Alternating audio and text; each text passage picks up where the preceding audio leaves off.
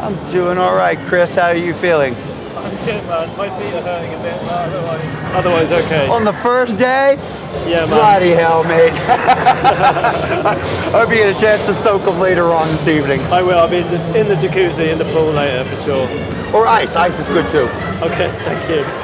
So what have you got to show us at Cloud? Well, as Chris told you guys, I am Dave Bryce. I am the Director of Sales and Marketing for Cloud Microphones.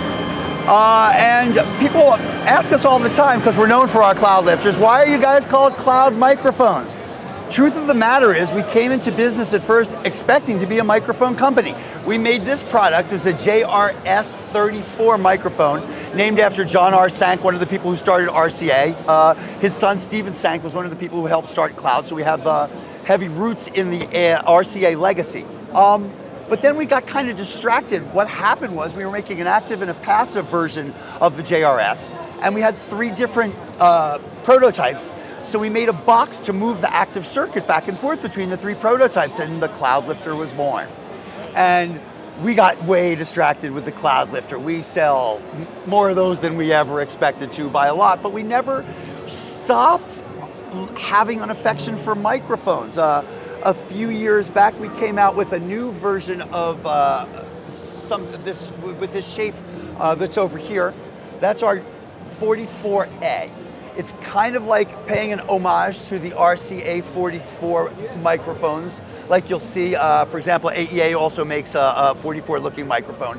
But ours is different from theirs because ours essentially is kind of a modern version of the 44A, the first one that RCA made, which is known to have a really sweet resonating cavity. It had a problem with its the cover that went on it. It was a little too dense and most people would take it off, but it had a heck of a sound. And when they moved to the B and the BX, they changed that. And the AEA stuff is based on the BX.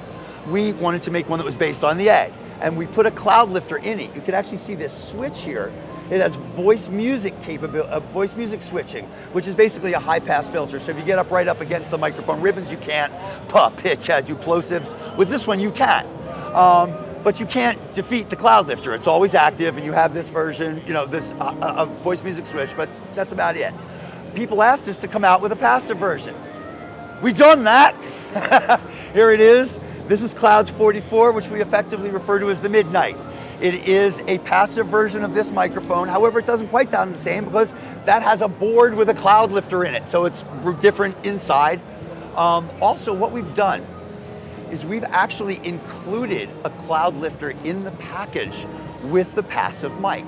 So you can choose, unlike the other version, whether or not to use it passive. You might have a preamp that you really like the sound of and want to crank it up, a sweet tube pre or a really nice clean preamp, or you might want to use it active. Well, we have the Cloud Lifter that comes with it, and the combination of the 44 and the Cloud Lifter at $14.99 MAP is exactly the same price as the 44A with the Cloud Lifter built in, $14.99 MAP. So you can choose to have your Cloud Lifter inside with the voice music switch, or next to it, and switch it from passive to active instantly. Or if you don't want to use the 44, take the Cloud Lifter and use it with your SM7B or your RE20 or your 57 or your 58. So nice. That's basic what we got. Normally when they show products at the show, there's an announcement. It'll be around in the summer or something like that. NAMM, people joke, stands for not available, maybe May. Actually, this is available right now. Nice. And how much do they retail for? Well, they retail, I think, at $16.49 is the MSRP, but who pays attention to that anymore? MAP pricing for this in the US is $14.99 for either the 44 with the Cloud Lifter in it, 44A, sorry, and the voice music switch, or the 44 passive, the Midnight mic, that comes with its own Cloud Lifter. And as many people know, and we'll probably cut in with B-roll at this point, the Cloud Lifter is blue. The one that comes with this is black, and it's the only way you can get the black Cloud Lifter. Nice. And are they aimed at any particular kind of vocalist? Is there any sort of vocal style that works best with these microphones? Think of how many times you've seen the RCA 44 with Frank Sinatra or Elvis Presley or Miles Davis blowing a trumpet into it or Dolly Parton singing into it.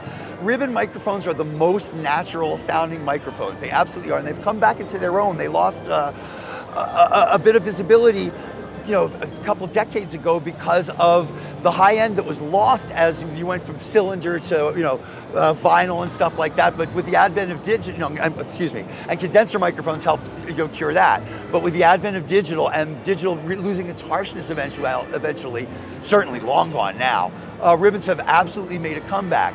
People had to worry about them being dark because of things like the Coles 4038, which is known for its dark sound. But anyone who's used a Royer 121 in a guitar cabinet or an AER 84 or one of our microphones know they're only as dark as you want them to be by content or where you place them. I would definitely not call ribbon mics something for kids, but it is the most natural sounding microphone I've ever worked with for sure. Excellent. Well, it's a great product line. Thank you so much for talking this through today, Chris, Dave. we really appreciate your time. Thank you so much. Enjoy the rest of the show.